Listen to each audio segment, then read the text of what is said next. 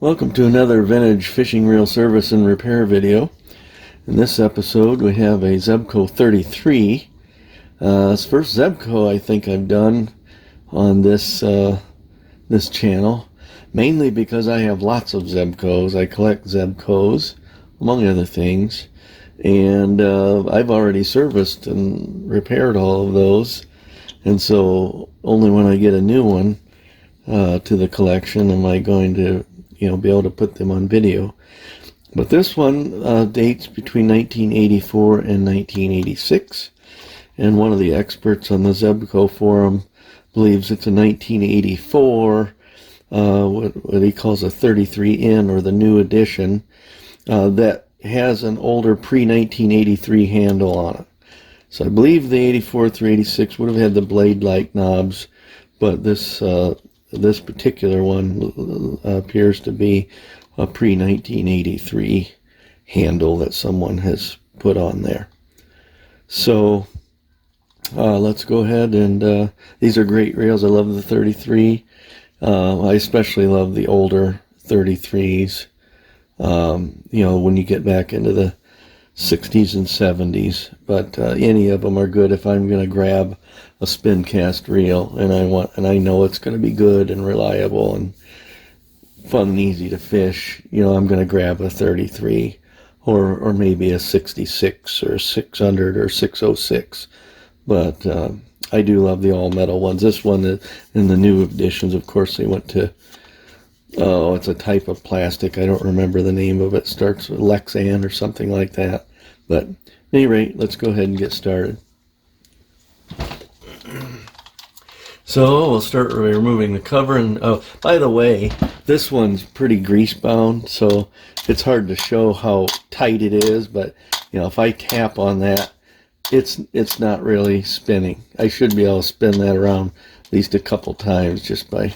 So it's pretty great. It definitely needs service. But this is one where the cap simply is a partial. I believe it's just a partial turn, and then pulls off. You've got some kind of a probably nylon-like material here as your line stop, and the spinner head just comes off by holding on to the handle and doing a counterclockwise turn, and then you've got your E-clip there, or C-clip or E-clip, or whatever you want to call it. I guess this one looks more like an E-clip. And so pop that off. Put these in the, there's some characteristic typical lake scum in there.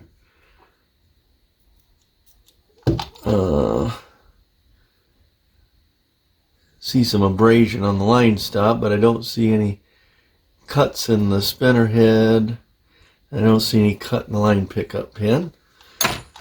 Okay, then we got a keyed washer after the E-clip, and then you've got a I think that's what they call Teflon drag washer, and then you've got your spool, then another drag washer, and then another metal washer keyed, and then of course you've got your pressure plate there.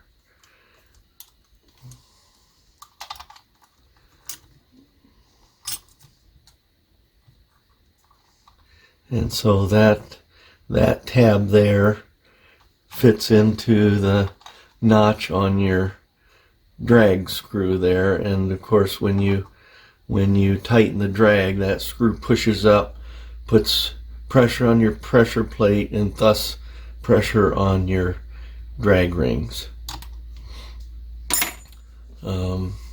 It's got some old nasty line in there, so we'll take that and strip that. And just like that, the spool is empty of its nasty old line, and so now we can proceed.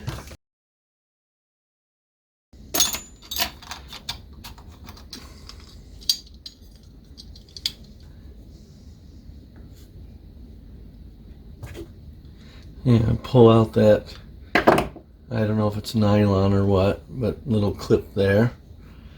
And pull out the pinion gear. And you can, the grease isn't terrible. You know, it's not dried, but it's pretty gunky. I don't know what's going on with that spring. That's all bent kind of funny.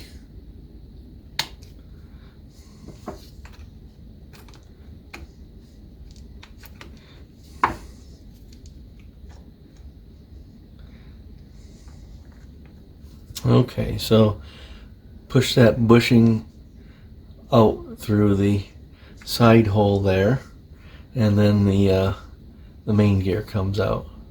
And there's this little clip on here associated with the anti-reverse dog or claw or pawl or whatever you want to call it. And thought about maybe pulling that drag screw out of there, but I don't know if I really want to mess with that if it's not necessary.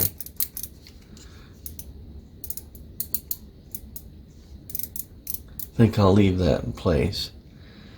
So that's as far as I'm going to go on the teardown. So we'll take all of these parts to the sink and thoroughly scrub them with dishwashing soap, a toothbrush, and I'll get some penetrant like WD-40 down in the various journals where the shafts go, and some Q-tips and things, and get all that cleaned out and be back just like that. Now, I bought this reel for $6. That, I don't know if it was an antique mall or what the hell it was, but I am not passing up an American-made 33, Zebco 33, or an American-made 66, or 606, or 600. I don't care how many of them I have. If I see one for $5 or $6, I'm buying it. Alright, so there's all the parts. And now to reassembly. And of course, lubrication.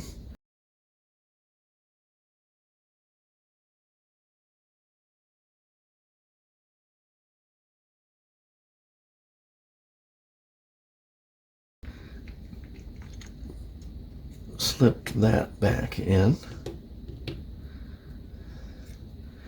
And double check, make sure it's working. Oops. I think that I gotta have that little tab facing down when that goes in.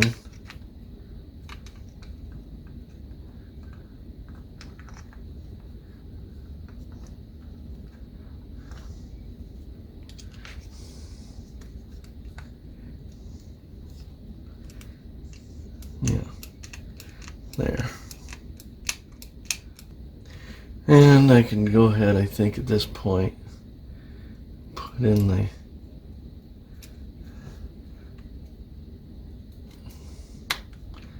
plastic clip there, and steel wool this handle a little bit, shine that up.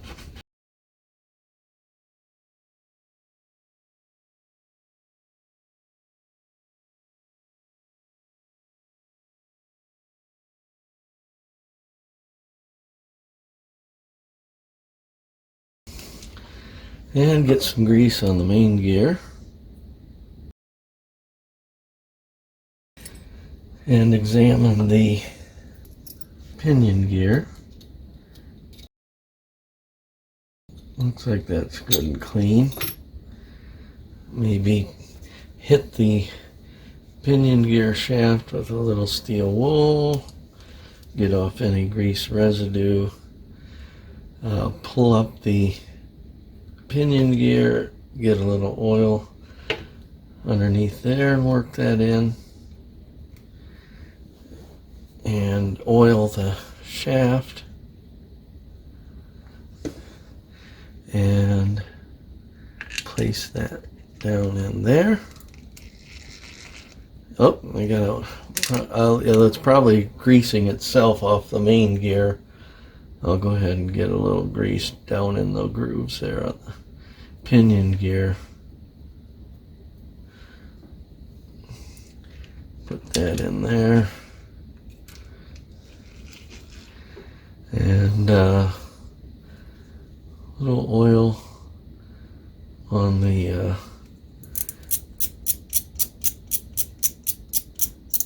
drag there.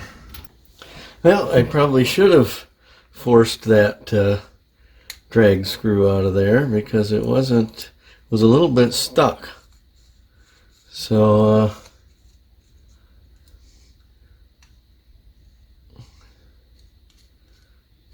I'm going to go ahead and take it out so it gets, or mostly out. I don't really have to take it all out, but I can get it out enough to get those threads good and lubricated.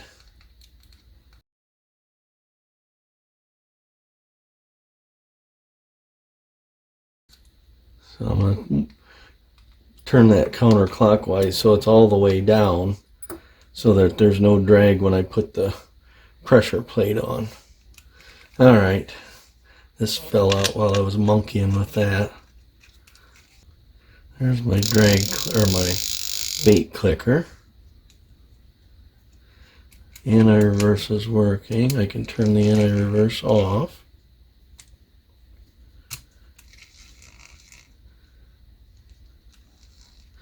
I need to lubricate the anti-reverse dog there. Put a little grease where the button contacts the pinion gear shaft.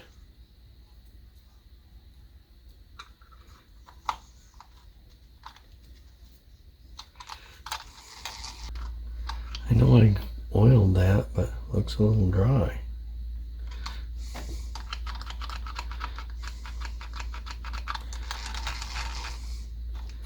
And of course, looked like there had been an insect, mud dauber type nest in one of these holes. So regardless, you want to work some lube. This one's the one that feels like it's got some grit in there. So you're definitely going to want to work some oil and let it gravitate down till it comes out the other side. Just keep working that gunk out of there. And even after I get done servicing it, I'll set my easy chair and really work these until they spin as freely as possible. Kind of annoying if one's kind of sticky. It's really annoying if they squeak.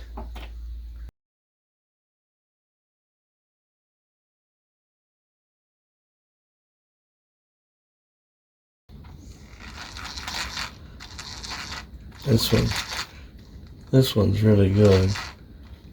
This one's still a little gritty, so I'll have to kind of fiddle with that one a while and get it freed up really good, but it's not bad. Alright, so now we're ready for our pressure plate, and I've never been really sure if these you can, obviously the tab side goes down, but I've always wondered if if it needs to go on that way or that way. I don't know that it really makes a difference. I think it's pretty much symmetrical, but you have to make sure that this drag screw is parallel with the tab that fits in it, and of course that drag plate is setting down as far as it'll go because I have the drag on as low as it'll go. As I move that, because that tab is holding that drag screw in place, it'll allow the drag screw to come up, and so there's a big gap there now because I'm applying drag. So I'll turn that drag all the way back off while we assemble, and put a little grease around the post for the spool. This is your drag clicker. Sometimes I'll take and just bend that up a little bit in case it's experienced some being sprung a little bit over the use, so that you got a nice loud drag clicker. Not particularly loud, is it?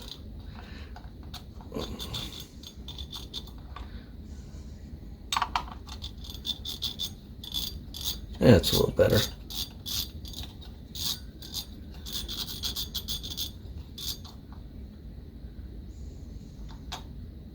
Alright, so now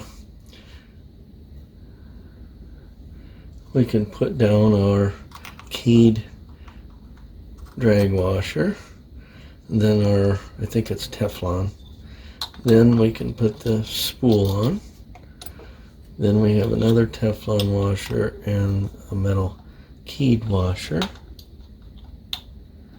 And then our E-clip.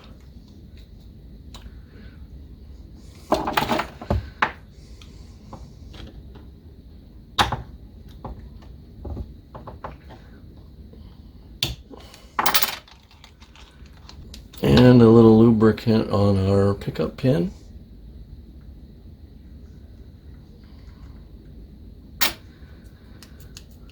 Work that in.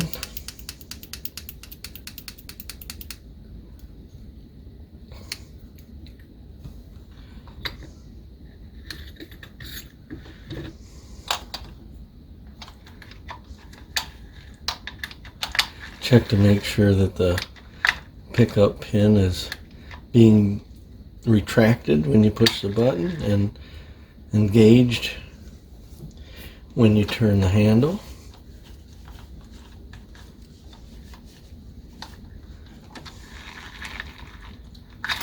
Look at that. See how much better the operation is after it's been serviced and you get rid of all that nasty old grease.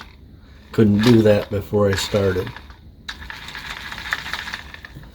And of course the cover on these, obviously there's a drain hole, so the 33 logo should be on top, and that drain hole should be on the bottom, so it drains out any lake water.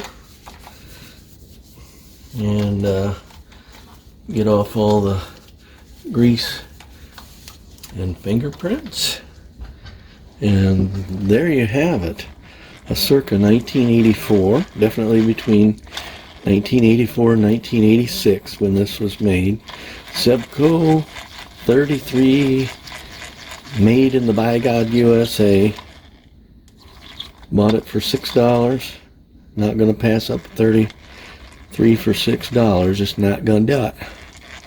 Wouldn't be prudent. Okay. Thanks for watching.